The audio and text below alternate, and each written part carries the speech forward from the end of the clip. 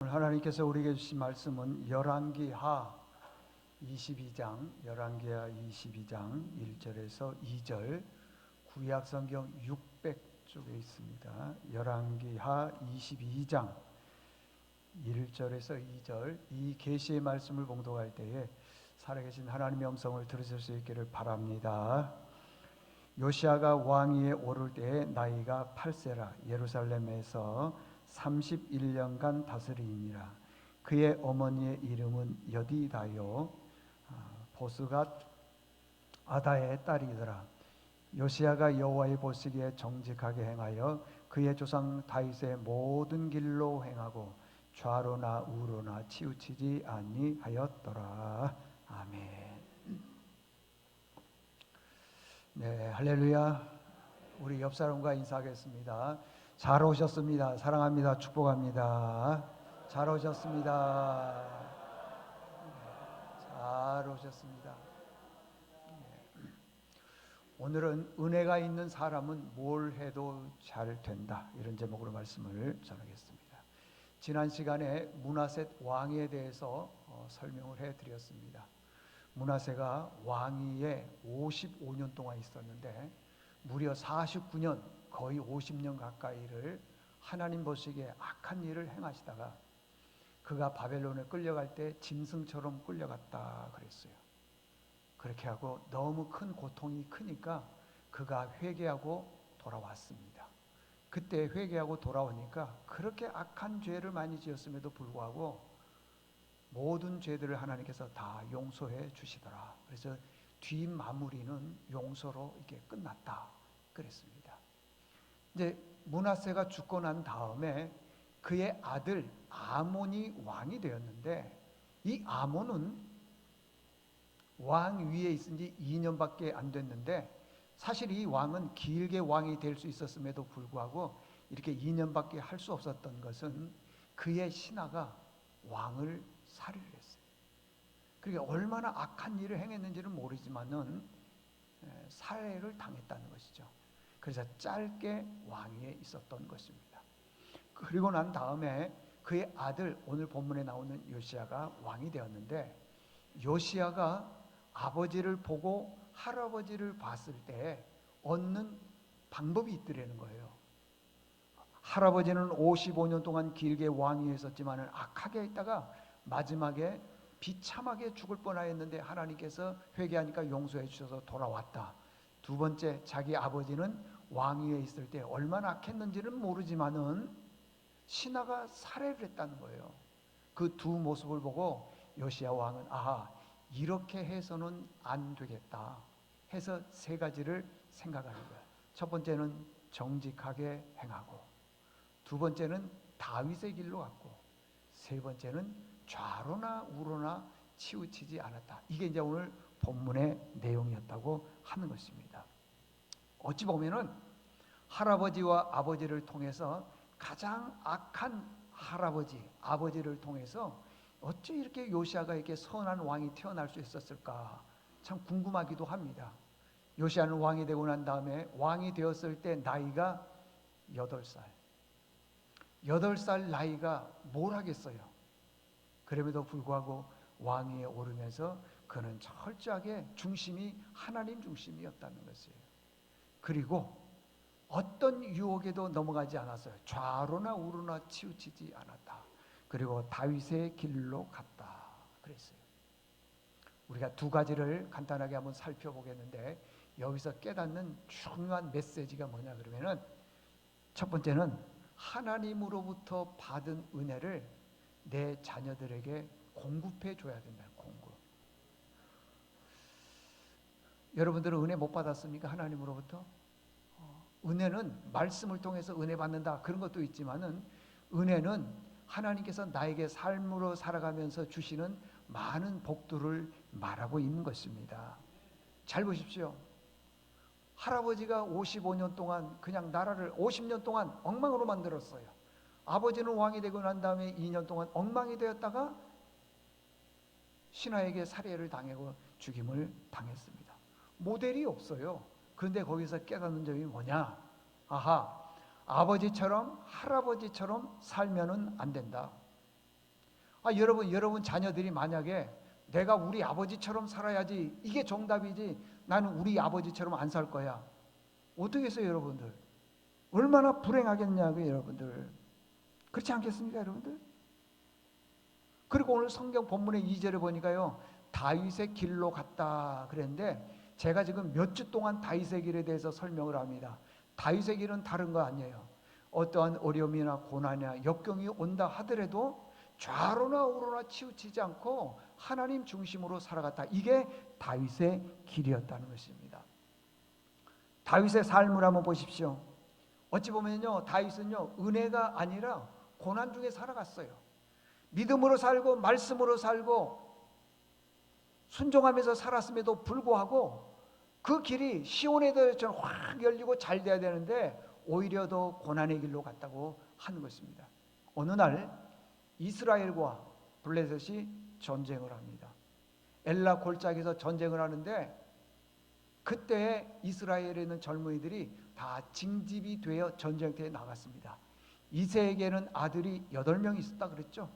그러니까 다윗 빼고 7명까지 다 전쟁에 이렇게 징집되어 갔는지는 모르겠지만은, 이세 아버지가 그런 거예요. 다윗을 불러다가 지금 형들이 전쟁터에 나갔는지 잘 있는지 못 있는지 내가 음식을 준비해 가서 전달해 주고, 형들이 잘 안전하게 있는지 없는지 성경에 보니까 뭐라고 얘기했냐면 증표를 가지고 오라고 했어요. 증표. 그냥 가서 싹 둘러보고 오라, 그게 아니라 형들이 잘 있는지 못 있는지, 요즘으로 보면은 사진을 찍어 오든지 동영상을 찍어 오든지 가지고 와서 나에게 안심을 시켜달라, 그런 뜻이겠죠. 증표를 가지고 오라 그랬어요. 그래서 아버지의 심부름을 가지고 음식을 사들고 이제 갔습니다. 가서 봤더니요, 엘라 골짜기를 중심으로 해서 오른쪽과 왼쪽에서 서로 이제 심리전을 펼치는 거예요. 그때 블레셋에 있는 장수 골리앗이 하나님을 모욕하고 비방하고 하나님에서 험담하는 거예요. 그럼에도 불구하고 이스라엘 백성들 중에 그 누구 한 사람도 골리앗과 싸우려고 하지를 않아요. 오죽했으면은 사울 왕이 말하기를, 저 골리앗과 싸워서 이긴 사람은 내 사위로 삼겠고 세금을 면제해 주겠고 많은 부귀와 영화를 주겠다, 3가지 조건을 걸었는데 아무도 안 나타나요. 아무도. 그때 다윗이 그 하나님을 못 오가는 것을 보고 자기가 사울 왕에게 가서 내가 가서 싸우겠습니다. 사울 왕 앞에 가서 사울이 입었던 갑옷이 있는데 입혀보니까 맞지를 않아요. 그 여러 가지 모습을 보고 그 다윗의 맨 큰 형이 엘리압인데, 이 엘리압이 그 모습을 보고 성경에는 이렇게 얘기했어요. 네가 교만하다. 어린 소년인데 네가 전쟁터에 나와서 너 전쟁 구경하러 왔지? 네가 교만하다. 2번째, 너는 완악하다. 형이 동생에게 그렇게 말을 하는 거예요. 교만하다, 완악하다. 네 성격이 못됐고 네 마음에 어떤 나쁜 감정이 있다. 안 좋은 쪽으로 계속 얘기를 하는 거예요. 그럼에도 불구하고 다윗은 하나님을 못 오가는 골리앗을 가만두고 볼 수가 없었습니다. 그래서 전쟁터에 나갈 때 우리가 잘 아는 것처럼 물맷돌 5개를 들고 나가서 골리앗을 물리쳤습니다. 여러분들, 아무도 이기지 못할 그 골리앗을 다윗이 이겼다고요. 그러면 다윗의 앞길이 어떻게 열려야 될까요?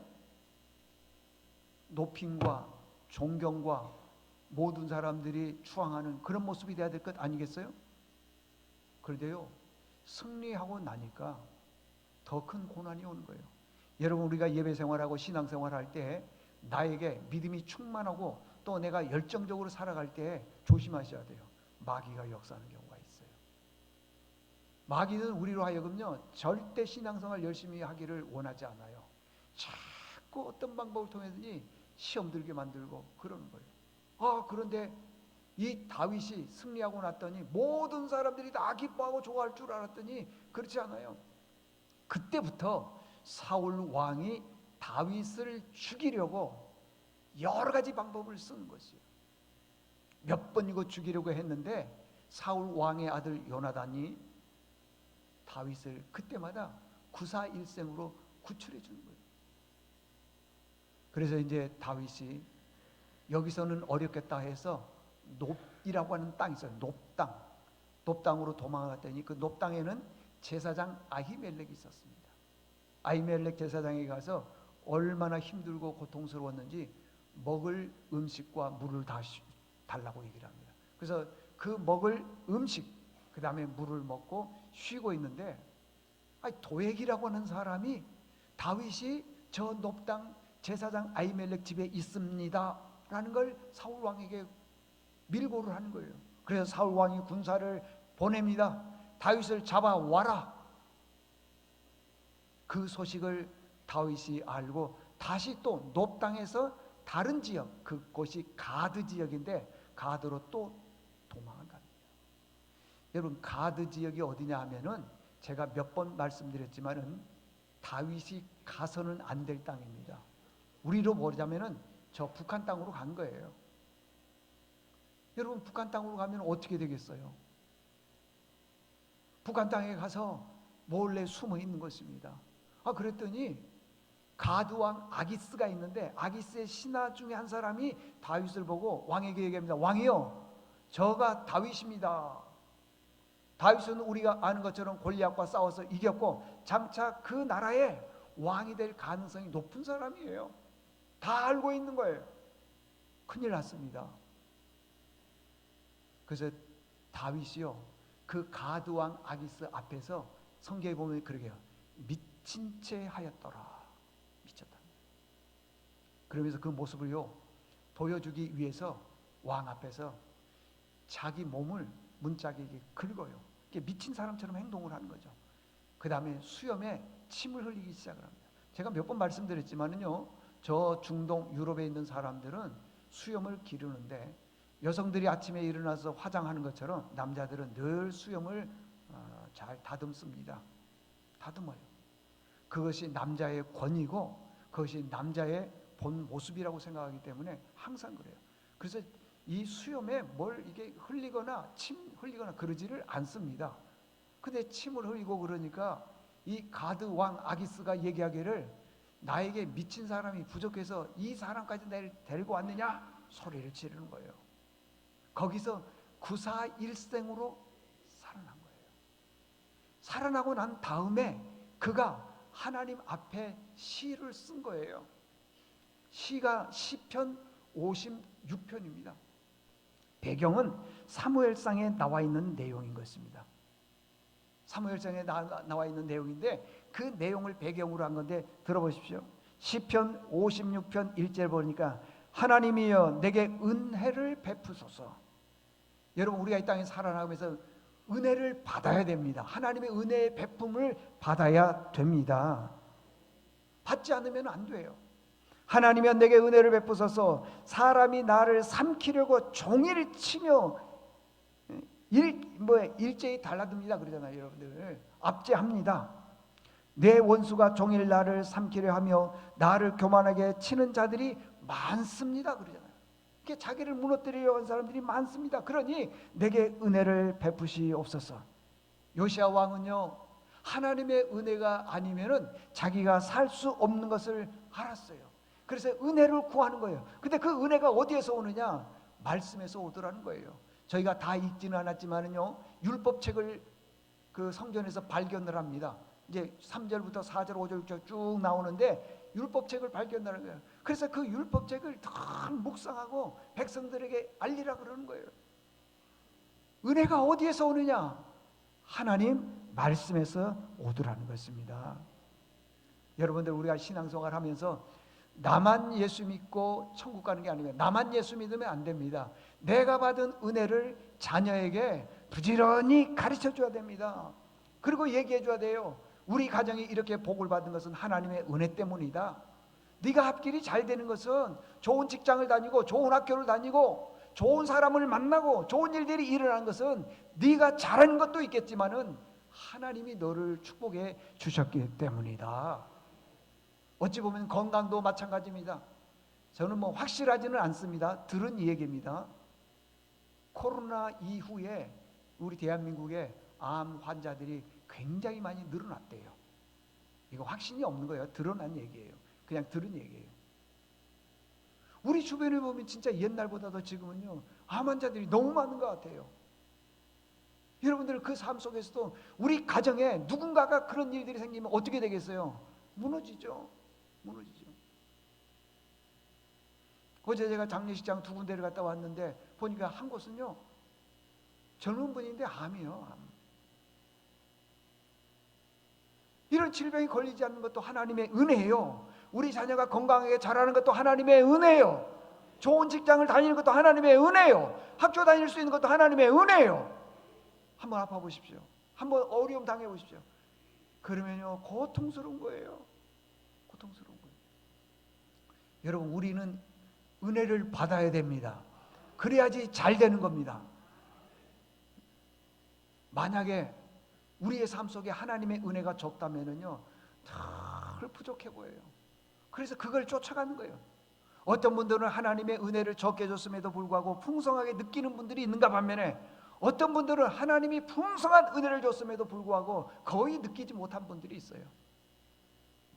지금 내가 누리고 있는 것은 내가 잘해서 그렇게 아니에요. 하나님의 은혜인 줄로 믿습니다. 다윗이요, 그렇게 크게 하나님께 쓰임을 받을 수 있었던 것은 어느 날 갑자기 하나님께서 다윗에게 은혜를 확 부어주고 그러지는 않았어요. 그러지는 않습니다.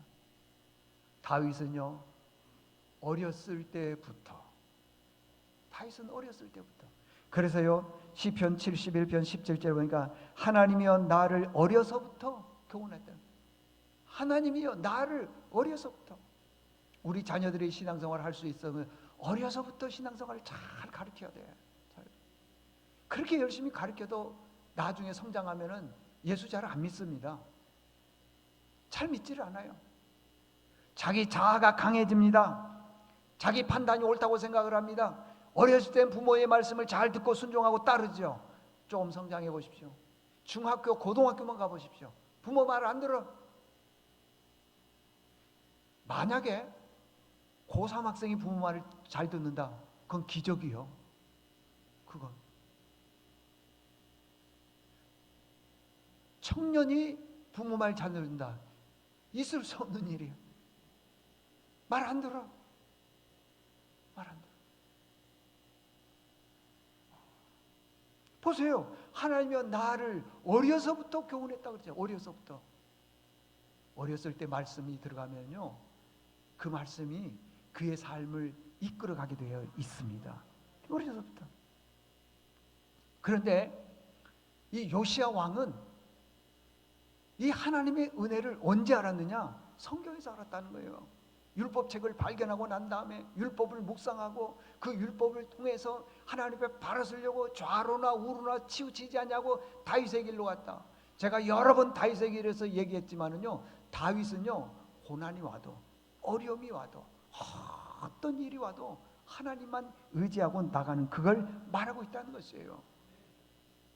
아까도 말씀드렸지만은요, 골리앗과 싸워서 이겼으면은 시온의 대로를 열려야 되는데 많은 어려움이 왔습니다. 그럼에도 불구하고 끝까지 그는 하나님만 의지했습니다. 여러분, 예수는요, 어렸을 때부터 믿어야 됩니다. 어렸을 때부터. 중간에 예수 믿으면 믿어지지가 않아요. 청년 때 예수 믿는 건 그 기적이에요. 믿어지지가 않아요. 왜? 내 생각이 앞서기 때문에. 우리가 이 세상에서 잘 살다가 죽으면 끝이라고 생각을 하고 있는데 그렇지 않습니다. 그게 안 믿어져요. 죽음 뒤에는 심판이 있습니다. 안 믿어져요.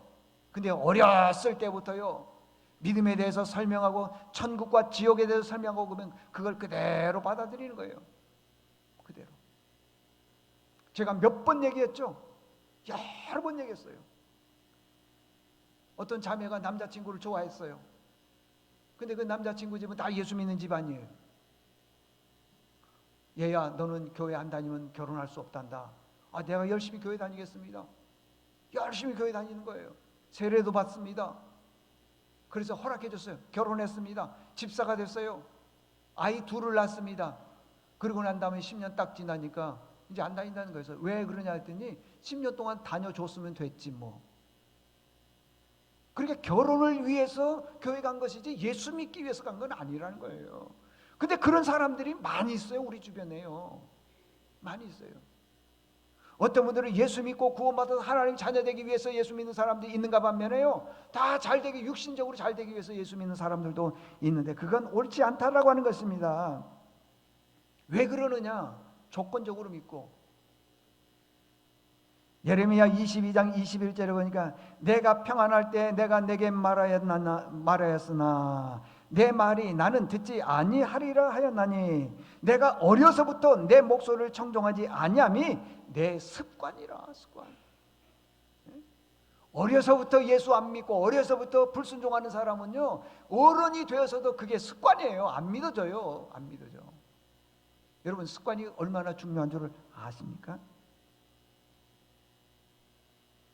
지난번에도 말씀드렸지만은요, 서양 속담에 습관을 이 양복, 이 겉옷을 슈트라 그러죠. 그게 뭘로 만드느냐? 쇠로 만들어야 돼요. 그래서 서양 속담에 습관은 철갑 슈트라 그랬어요. 아니, 쇠로 만든 그 양복을 어떻게 입습니까? 그러니까 이 말은 무슨 말이냐면 내게 있는 습관은 안 바뀐다는 거예요. 바뀌지 않는다는 거예요. 거의 진짜 그러는 것 같아요. 약속 시간 늦은 사람은 끝까지 늦어. 참 신기해 보면. 의심하는 사람은 이게 나에게 있어서요, 의심이 습관이다 그러면 그걸 버려야 되는데 자기만 옳은 거야. 늘 의심해.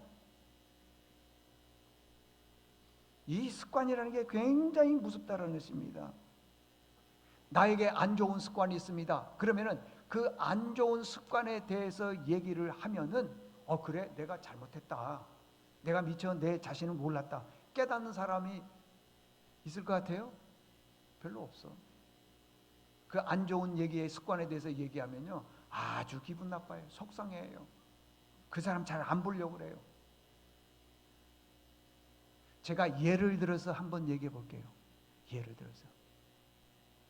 자, 지금 제가 예를 들어서 얘기를 하려고 그럽니다.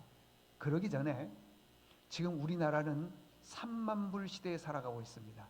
3만 불의 특징이 뭐냐 그러면은 돈으로 계산하게 되면은 1년 연봉이 4천만 원 정도 되는 거예요. 지금 3만 불 시대에 살아가고 있는데 이때의 특징이 뭐냐? 어디로 가든지 대접받으려고 그래요. 교회를 가도 어느 모임에 가도 친구들을 만나도 내가 대접받으려고 그래요. 높임 받으려고 그래요. 근데 옛날에는요, 열심히 교회에서 충성하고 봉사하고 헌신했어요. 그래도 하나님께서 축복하시면 잘 된다, 그런 믿음을 사는데 지금은 내가 받았으니까 교회 와도 대접받으려고 그래요. 그래서 봉사나 섬김 힘든 것 안 하려고 그래요. 어제 어느 집사님이 오셔가지고 하루 종일 한 분이 오셔가지고 종일 청소했다는 얘기를 제가 들었어요. 그런 거 안 하려고 그래요. 어디에서 자기 드러낼 것만 얘기하는 거예요. 보세요, 우리 교회 남성교회 같은 경우에도 안 해. 청소 하는 분만 해요. 그건 옳지 않아요. 다 같이 해야 돼. 3만 불의 시대는 뭐냐? 높임 받고 어디로 가든지 대접받으려고 그래요. 그런데 그런 시대에 살아가고 있는 우리에게 누가 싫은 말하면 어떨까요? 싫은 말하면 못 견뎌요. 막 삐져요. 기분 나빠합니다. 제가 예를 들어서 한번 설명해 보겠습니다. 자, 기분 나빠할 준비 됐나요? 기분 나빠할 준비 됐냐고요?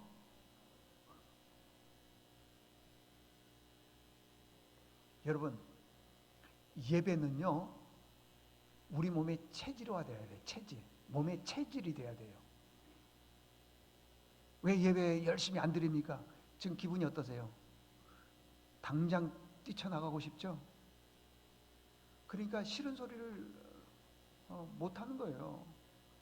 예배와 기도는 우리 몸의 체질이 돼야 돼. 체질이. 예를 들어서 어떤 분들 같은 경우에는요, 아침에 일찍 알람을 맞추지 않아도요, 몸에 배어 있어요. 체질이 되어 있으니까 일찍 일어나요. 반대로 어떤 분들은 체질이 안 되어 있기 때문에 알람을 몇 개를 맞춰놔도 못 일어나. 못 일어나. 예배는, 기도는 우리의 삶의 체질이 돼야 됩니다. 여러분, 틈나는 데 예배 드려야 됩니다. 안 돼. 근데 그런 얘기를 하면은 교인들이 싫어한다는 거예요. 맞아. 내가 그동안에 영적으로 게을렀어. 열심히 틈나는 대로 예배를 드려야지 그러지를 않는다는 것입니다. 내가 이 설교 들으러 왔나? 그런 경우도 있다는 것입니다, 여러분.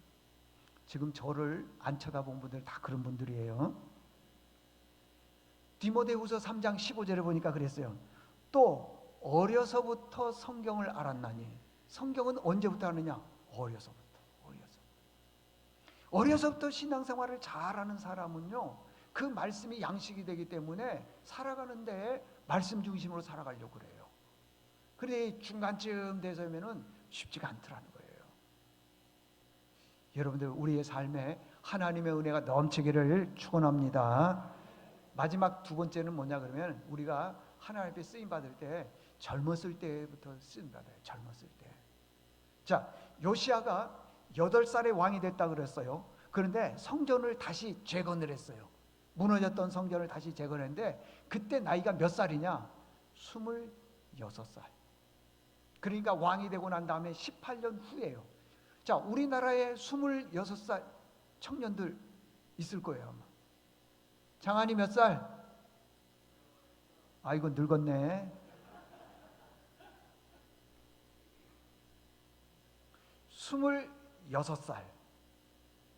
26살. 우리나라 젊은이들이 26살이면요, 저 같은 경우에는 군대 전역이 26살이었어요. 군대 갔다 와서 복학을 하거나 학교를 다니 취직을 하거나 내지는 뭐 다른 기술을 배우거나, 그러니까 인생에 있어서 가장 중요한 시기예요. 가장 중요한 시기. 이 중요한 시기에 우리는 뭘 하느냐? 요즘에는 젊은이들 같은 경우는 뭐 주식도 하고 뭐 비트코인도 하고 또 뭐 돈 되는 거 막 열심히 합니다. 바빠요. 부지런히 삽니다. 다 나를 위해서 사는 거예요. 그런데 이 요시야 왕은 26에 성전을 재건했다고 하는 것입니다. 성전 재건. 얼마나 열심히 살아오는지는 몰라요. 그럼에도 불구하고 그 젊은 나이에 왕은 자기 부귀와 영화를 위해서 살지 않냐고 성전 재건하는데, 그 다음에 율법책을 발견했어요. 백성들에게 그 율법책을 가르치라고 말하고 있어요. 열심히 하나님 중심으로 살아가라고 얘기하고 있다라는 것입니다. 가장 젊었을 때에 자기를 위해서 살지 않냐고 하나님을 위해서 살았다는 것이에요. 어떤 분들은요, 젊었을 때 자기를 위해서 살다가 이제 나이가 들면은 그때서 내가 좀 신앙생활 해볼까, 마음대로 안 됩니다, 여러분. 안 돼요. 지난 월, 화, 수 3일 동안 중부지역, 이 충청도 지역이죠. 중부지역에 있는 교회 노회장과 또 저 이북지역 노회장들이 2박 3일 수련을 했어요. 근데 거기에 보니까 어떤 목사님이 상담학 박사학위를 땄더라고요. 연세가 많으신데 상담학. 그분이 박사학위를 받으면서 논문을 쓰는데 많은 사람들과 인터뷰를 했대요. 그런데 인터뷰를 하는데 특징이 있더래요. 들어보세요. 자녀는 아버지의 모든 성품과 행동과 말투와 이 모든 것들에 몇 퍼센트를 닮느냐? 우리가 보기에는 한 50% 닮은 것처럼 보지만은 그분은 그렇게 생각을 하네요. 상담학을 해보니까, 학위를 받아보니까 99%가 아버지를 닮더래요. 쟨 누구 닮아서 그래? 자기 닮았어. 자기 닮았다고. 근데 정작 본인 아버지는 몰라. 다 안 좋은 건 엄마 닮았다 그러고요. 또 엄마들은 안 좋은 건 또 지 애비 닮았다 그러고. 쟤는 왜 이렇게 고집이 세? 나 닮았어. 나 닮았어. 쟤는 왜 이렇게 따지기를 좋아해? 나 닮았다니까요. 근데 꼭 안 좋은 건 반대. 좋은 것만 자기 닮았다고 그러는데 그렇지 않아요. 그러면 안 좋은 거 좋은 거 다 부모 닮잖아요. 99%래요. 그러면서 거기서 예를 한 가지 들어주는 거예요. 예를. 어떤 예냐? 어느 교회, 큰 교회에 부목사님들이 여러 분이에요. 그리고 교역자도 많지만 직원도 많고, 그래서 식사를 하면은 뭐 하여간 10몇 명이 식사를 한대요. 이렇게 많이 식사를 한대요. 그 중에 부목사님 중에 한 분이 밥을 먹을 때 보면요, 다른 분들은 금방 이게 뭐 대화도 하면서 맛있게 얘기하면서 막 밥을 먹는데 이분은 그냥 총알같이 밥을 먹고 그냥 싹 금방 먹는다는 거예요. 그러니까 저는 좀 느린데 한 숟가락 뜨면 이분은 벌써 나가 있어. 다 먹고 밥을 다 먹자마자 나가버린대요. 그래요. 다 먹을 때까지 밖에 빙빙 돌다가 다 먹을 때쯤 돼서 들어온다는 거예요. 근데 이 학위를 받은 목사님이 그 부목사님을 인터뷰를 한 거예요. 어떻게 이렇게 밥을 빨리 먹느냐, 그리고 먹자마자 나가느냐. 여러분 식사에서 얼마나 많은 대화가 있습니까? 그죠? 얼마나 많은 교제가 있어요. 얼마나 많은 정보를 교환합니까? 그 자리가 참 좋은 자리예요. 막 이런저런 얘기하고 참 인생 살맛나는 곳이 밥 먹는 자리 아니겠어요? 근데 이분은 금방 밥을 먹고 나가버린다는 거예요. 물어봤더니 이렇더래요. 이 목사님으로 보자면은, 아버지로 보자면 동생이고 목사님으로 보자면 작은아버지. 작은아버지가 일찍 세상을 떠난 거예요. 근데 애가 둘이 있는데 그 엄마가 키우지를 못해서 결국에는 큰아버지에게로 데리고 온 거예요. 작은아버지 아들 둘을. 그러니까 엄마 입장에서는, 이 목사님의 엄마 입장에서 봤을 때는 자기 자식에게 좀 많은 걸 먹이고 싶을 거 아니겠어요? 그죠? 좋은 거 많이 먹이고 싶잖아요. 근데 작은아버지 아들 둘이 있으니까 나눠주니까 먹을 게 없는 거예요. 그래서 몰래 아들에게 그런 거예요. 이리 와, 빨리 먹고 빨리 나가라는 거예요. 왜? 안 먹은 척 하려니까. 근데 그게요, 어렸을 때 그게 딱 습관이 되니까 결혼해서 목사님이 되어도 그게 안 바뀌더래요. 안 바뀌더래요. 여러분, 이만큼 습관이 중요한 거예요. 중요하다는 것입니다.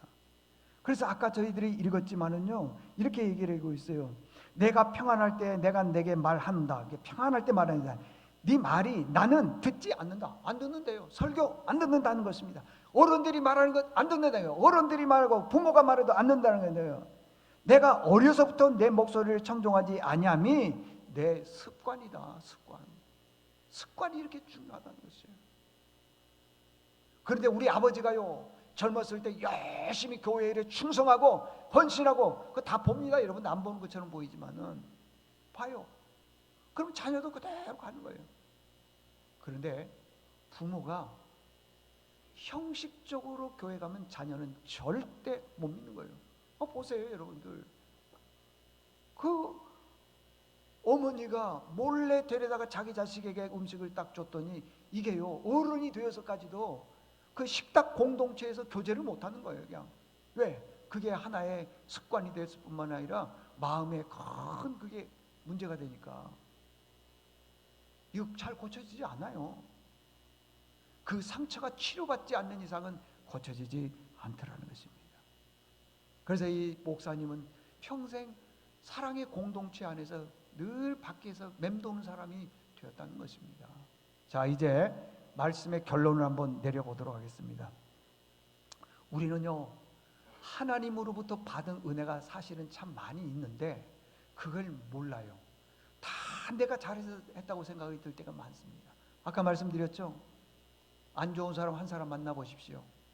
평생 쌓아왔던 것 다 무너지는 경우가 뭐 또 특별히 연예인들을 통해서 많이 볼 수 있지 않습니까? 그뿐만이 아니에요. 진짜 사람 잘못 만나면 고통스러워요. 힘들어요. 아파 보십시오. 어려워. 그러나 내가 지금까지 이렇게 살아올 수 있던 것이 다 하나님의 은혜였다고 하는 것입니다. 그 은혜를 가지고 우리는 젊었을 때에, 아직 우리가 건강할 때 더 열심히 주 앞에 충성해야 된다는 것입니다. 그런 일꾼들 될 수 있기를 바랍니다.